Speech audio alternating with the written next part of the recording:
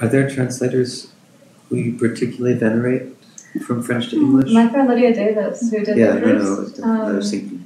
she is a wonderful translator. There are quite a few, actually. I'm trying to think. Esther Allen, she does both Spanish and French. She's done Borges and I forget which French, Saint-Exupéry, I think. I like her a lot. Who else? Living translators.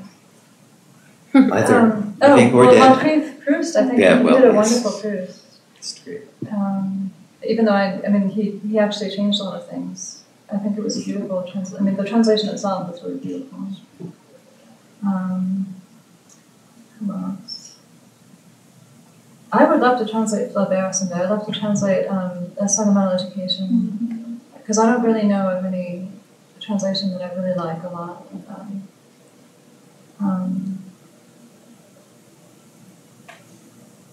There are a lot of things I like to translate, though.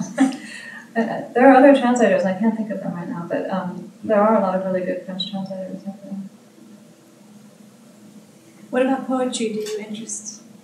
I do poetry too, yeah, I like doing poetry. My husband is a poet, Robert Kelly, and so he helps me with the poetry translations that I do, and I'm really lucky that way, in that to have a real poet as an editor. But there's no money in poetry, so I don't translate as much as I would like to. I'd like to do more.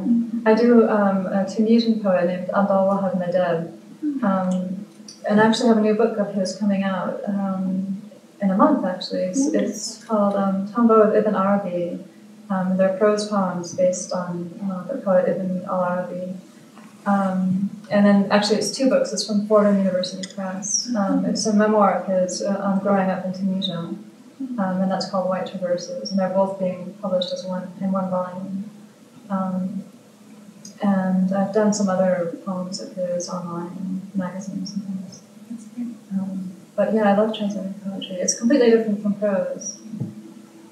I feel more creative in poetry translations, because a lot of times you have to change a lot of things to make it sound like poetry. I'm not quite as literal in my poetry translations. Mm-hmm. How did you come to be interested in translation? In undergraduate, I went to Bard College, and they have something called a senior project, which is like a senior thesis that you have to do before you graduate. It's a book-length work. And so that was the first book I translated, actually. It was a book by a poet named Jean-Paul Auxmerry called Le Feu d'Ombre. And it hasn't been published, but that's actually the only book I've ever translated that hasn't been published. So I've been really lucky that way. So that was the first thing that I translated. I did a lot of translations in college, poems and stories and things. But that was the first full book-length thing that I did as a senior. And then when I graduated, I was still translating poems and publishing them in magazines and things. And the first book the first published book that I translated was Le Feu d'Ombre. No, it was Blanchot, La Part du Feu. So they all have fire in them, which was the work of fire. And I got that just because a friend of mine who's a translator, Pierre Jaurès, who's another good translator, was asked to do that book, and he didn't have time to do it, so he recommended me. And so I sent in a sample, and that was Helen Tarter. She was at Stanford University Press.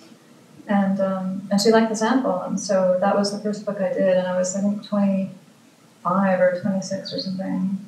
And so that, ever since then, I did a lot of books for Stanford, Blanchot books, and then I moved on to other things. I was really lucky as a translator, never really having to go out and try to find work. That's a great question. Yeah, I always got work offered to me, so I was really lucky. Maybe we should wrap up, and if you want to ask Charlotte, maybe she'll be so kind to take some questions after, but thanks to Charlotte. Thank you.